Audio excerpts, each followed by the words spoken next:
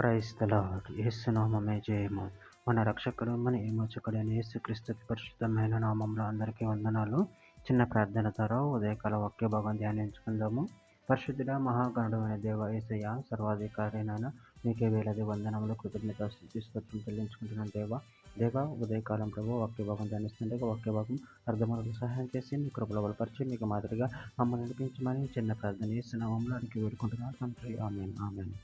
సామెతల గ్రంథం 8వ అధ్యాయం 13వ వచనము.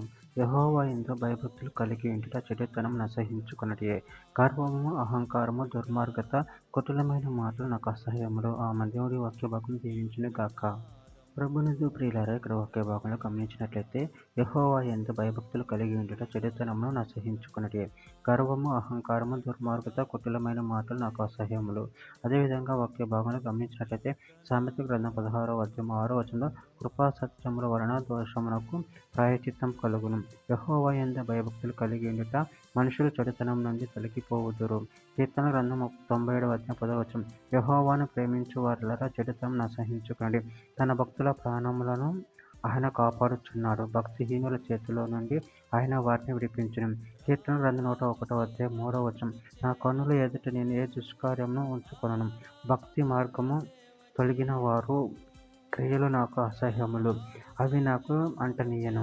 కీర్తన గ్రంథం 19వ అధ్యాయం 104వ వచనం. నీ ఉపదేశం వలన నాకు వివేకము కలుగును. తప్పు మార్గంలోని నాకు అసహ్యములైన.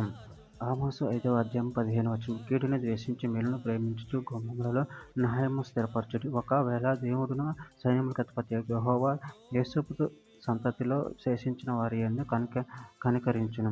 రోమీయులకు రాసిన పత్రిక 12వ అధ్యాయం 9వ వచనం. నీ ప్రేమ నిష్కపటమైనదై ఉండవలెను. చెడుతనం నసహించుకొని మంచి దానిని హత్తుకొని ఉండుడి. సమూయేలు మొదటి గ్రంథం 2వ అధ్యాయం 3వ వచనం. యెహోవా అనంత జ్ఞానియగు దేవుడు, ఆయన క్రియలను పరీక్షించువాడు. ఇంకను అంత గర్వముగా మాట్లాడుకుడి. గర్వపు మాటలు మీ నోట రానియ్యకుడి. కీర్తన గ్రంథం 138వ అధ్యాయం 6వ వచనం. యెహోవా మహోన్నతుడైనను, ఆయన దీనులను లక్ష్యపెట్టును. ఆయన దూరము నుండి గర్విష్ఠులు బాగుగా ఎరుగును. చివరిగా ఒక మాట. పేతురు రాసిన మొదటి పత్రిక 5వ అధ్యాయం 5వ వచనం. చిన్నలారా, మీరు పెద్దలకు లోబడి ఉండుడి. మీరందరూ ఎదుటివాని ఎడల దీనమనసు అను వస్త్రమును ధరించుకొని మిమ్మల్ని అలంకరించుకొనండి. దేవుడు అహంకారం ఎదిరించి దీనులకు కృప అనుగ్రహించును. ఆమె దేవుడి వాక్య భాగం దీవించిన గాక. చిన్న ప్రార్థన చేసుకుందాము.